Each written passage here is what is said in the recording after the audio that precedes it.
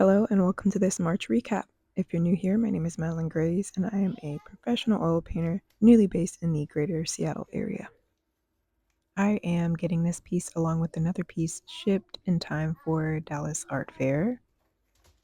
Before I even commit to actually signing my work, I have to warm up by signing on some paper first, and then I'll feel a bit more comfortable to sign on my work because I want it to look good. I want the signature to look good. So it's just something that I like to do before I do any of that. And then I also try my best to make my pieces hang ready. Sometimes they're not. Thankfully, Erin, the gallery director that I work with, she's given me a lot of grace and done it for me. So thank you, Erin. I appreciate you so much. Cuddy. Yeah, you gotta cut it. Okay. Let's see. I cut it. No, it's okay, baby. Try and figure it out yourself first, okay? Oh, I can't do it. You trying to cut it? Yeah.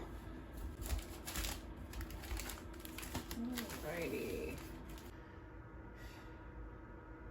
I am super thankful for repurposing shipping materials from past shipping orders that had nothing to do with painting itself, but just keeping styrofoam corners and all that other stuff. It just makes shipping my pieces super easy, at least the smaller ones. I create bigger pieces that would need to be shipped, but I'm usually having to play Tetris trying to figure out how to pack the piece well.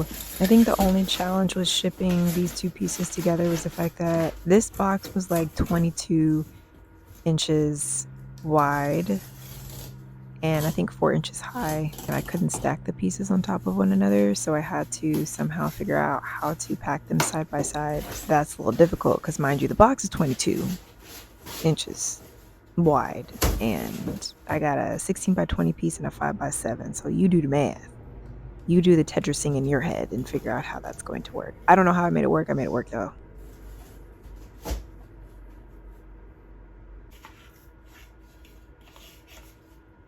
I feel like there are going to be some people that look at this and being like, man, you are doing the absolute most. You don't have to do all of this for these two pieces. They're going to be all right. Anything can happen.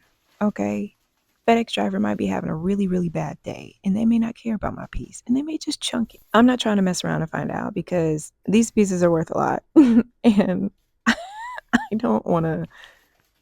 I want to make sure that I am packing them extremely well so that if one were to drop this box, everything will be fine because I packed it so good that I don't have to worry. This process took me about a couple of hours, I believe. Definitely no more than 3, but at least 2 hours. It's a whole thing. I'm probably gonna do a separate video just to explain all of the details for packing my pieces.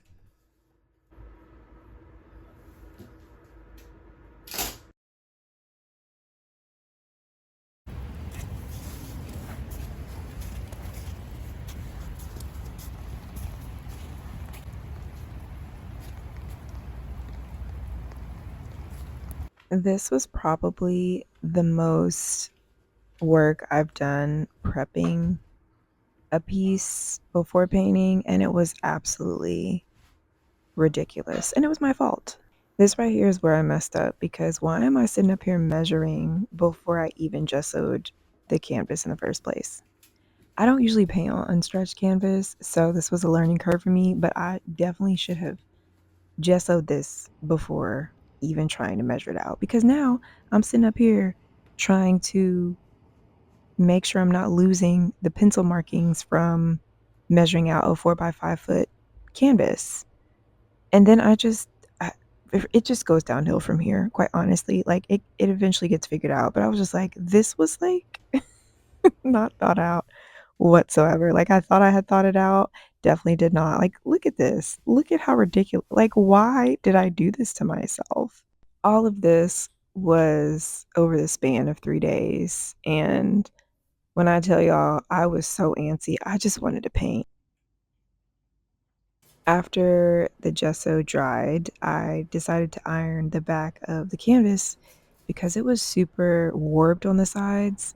And so I just dampened the back of the canvas and then took a towel and just ironed over that, and it did okay. I still had to tape a crap ton.